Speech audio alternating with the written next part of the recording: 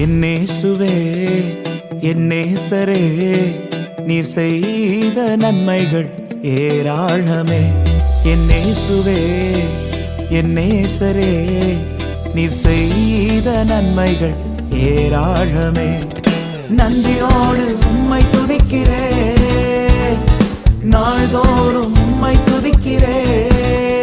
நீ செய்த நன்மைகள் ஏராளமே, நடத்தின பாதைகள் அதிசயமே.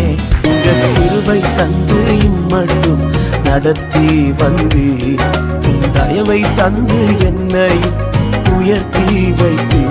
உங்க கிருபை தந்து இம்மட்டும் நடத்தி வந்தி, தயவை தந்து என்னை உயர்த்தி வைத்து.